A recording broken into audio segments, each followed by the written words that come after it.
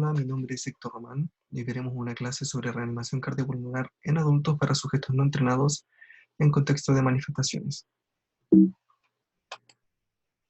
Entonces, ¿cuáles son los contenidos que veremos en esta presentación? Primero, hacer una pequeña revisión sobre el contexto actual previo a la emergencia por coronavirus, revisar el concepto de RCP, revisar lo que es la cadena de supervivencia en adultos, ver lo que es una adecuada técnica de compresiones y para terminar, ver qué es y cómo usar un DEA. Entonces, contexto actual. Desde octubre del 2019 en Chile se ha visto una crisis social que no tiene precedentes desde el retorno a la democracia, con manifestaciones masivas, múltiples manifestaciones masivas que han traído como consecuencia una fuerte represión policial y militar, que ha sido condenada por varios organismos de derechos humanos, tanto nacionales como internacionales. Y es en este contexto en que han aparecido distintas cuadrillas de salud pertenecientes a distintas organizaciones como la Cruz Roja o la Federación de Estudiantes de la Universidad de Chile, que se han organizado para poder prestar primeros auxilios en las manifestaciones que se han realizado. Sin embargo, dada la masividad de las manifestaciones, es muy probable que haya muchas situaciones en que estas cuadrillas no puedan estar presentes donde sean necesarias, y es por esta razón que es importante que personas no entrenadas o no relacionadas directamente con las carreras de la salud puedan prestar primeros auxilios o también sean capaces de hacer una RCP básica hasta que pueda llegar asistencia profesional a la zona. Entonces, ¿qué es la RCP? La RCP es un acrónimo para reanimación cardiopulmonar. Según la AHA, que es la American Heart Association, una organización norteamericana que se especializa en el estudio de las patologías del corazón, según la AHA, la RCP es un procedimiento de rescate que se realiza cuando el corazón deja de latir. ¿Eso qué quiere decir? Que nosotros vamos a realizar maniobras para poder mantener con vida a una persona cuyo corazón ya no está latiendo. Sin embargo, es muy importante recordar, y sobre todo en un contexto de manifestaciones sociales, que antes de socorrer a una persona nosotros debemos asegurarnos de que la escena sea segura. De lo contrario, nosotros nos vamos a exponer a lesionarnos y podríamos tener como resultado, en vez de una sola persona lesionada, tener a dos. Entonces siempre es muy importante, antes de socorrer a una persona, asegurarnos de que la escena en la cual vamos a intervenir esté segura. La RCP no es algo que se ocupe de manera aislada. La RCP es algo que está dentro de un marco de distintas acciones que van encadenadas una sobre otra para poder tener como resultado la sobrevida de una persona. El primer paso, esta consecución de acciones tiene por nombre cadena de supervivencia. En este caso vamos a revisar la de los adultos, es distinta para los niños. El primer paso de esta cadena de supervivencia es reconocer los síntomas de un paro cardiorrespiratorio y activar los servicios de emergencia. Una vez que se activan los servicios de emergencia, hay que empezar a realizar las maniobras de RCP de inmediato.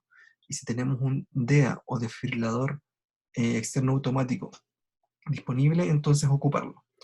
Lo que viene después, todo el resto es parte del manejo por parte de profesionales, manejo profesional. Entonces los primeros tres pasos son los que vamos a ver nosotros. Primero, y muy importante, lo más importante para poder asegurar que la RCP tenga buen puerto es asegurar que la técnica de las compresiones sea adecuada. ¿Cuáles son estas técnicas? Primero, la posición. Las compresiones se tienen que efectuar en la mitad inferior del pecho sobre el esternón, tal y cual se muestra en la imagen que les puse acá al lado.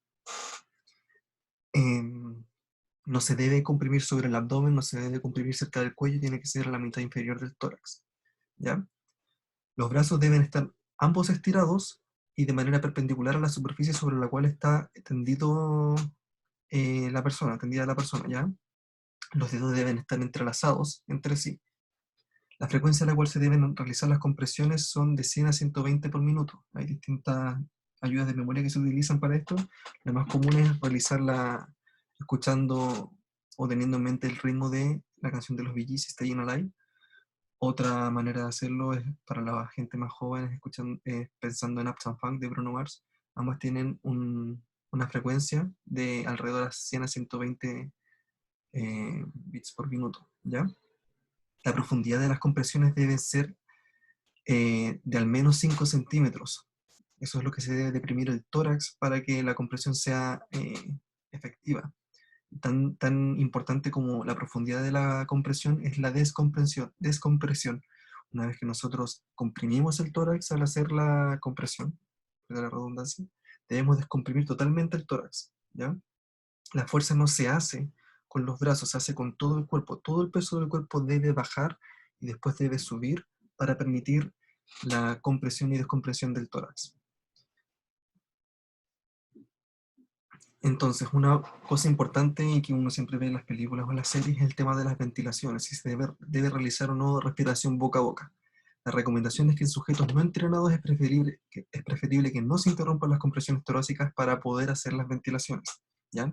¿Eso qué quiere decir? Que nosotros debemos masajear, masajear, masajear, ¿ya? Hasta que llegue la asistencia o hasta que tengamos un desfibrilador a mano. Entonces, ¿cómo proceder? Hay dos maneras de hacerlo. Una situación en la que nos encontremos solos y otra situación en la que nos encontremos acompañados. Si nos encontramos solos, primer paso siempre, asegurar que la escena se asegura.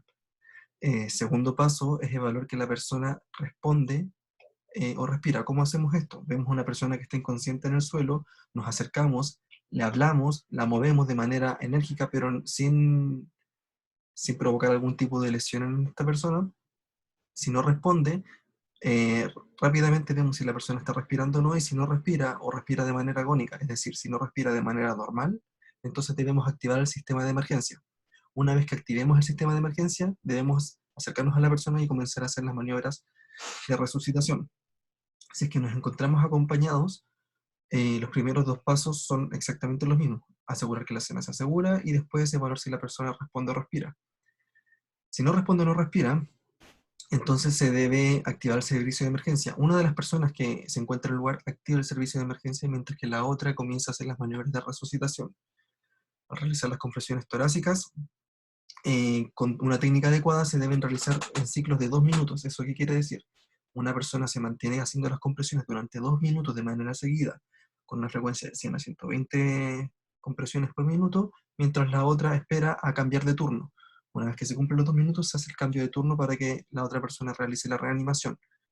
Esa reanimación cardiopulmonar cansa, por lo tanto es importante hacer los cambios de turno para poder asegurar una buena calidad de compresiones. ¿Cómo se solicita ayuda? Lo más importante, bueno, primero hay que saludar, obviamente, identificarse.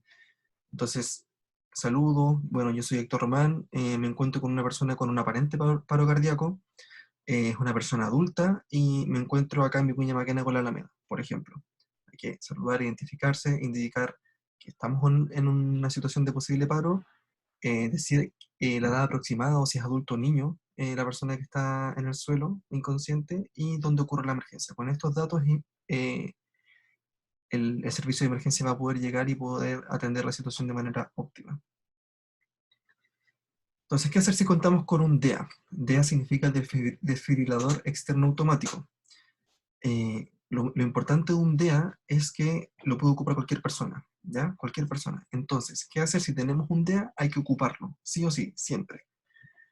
Entonces, ¿cómo se ocupa un DEA? Primero hay que abrirlo y encenderlo. Después hay que descubrir el pecho del paciente.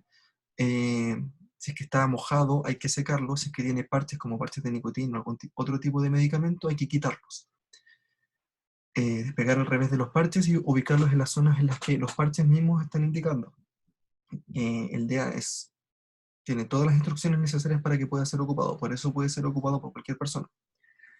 Si el paciente tiene un marcapasos, evitar tocarlo con los parches y asegurarse que los parches estén adecuadamente conectados al DEA. Esperar a que el DEA lea el ritmo y en este momento es cuando nadie puede estar tocando al paciente, ¿ya? Si el DEA indica shock o choque, entonces debemos asegurarnos que nadie toca al paciente y presionar el botón de shock que está indicado ahí con la flecha roja para que el DEA realice la descarga. Si el DEA indica revisar los parches, entonces hay que revisar que los parches estén correctamente posicionados. Una vez que se realiza la descarga, hay que volver a realizar las maniobras de reanimación cardiopulmonar por 2 minutos más, ¿ya? Y después nuevamente hacer que el DEA lea el ritmo, después de esos 2 minutos.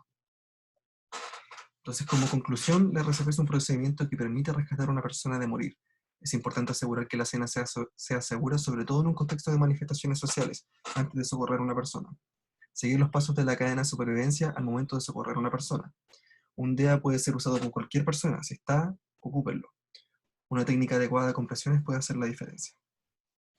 Esa ha sido la clase. Muchas gracias.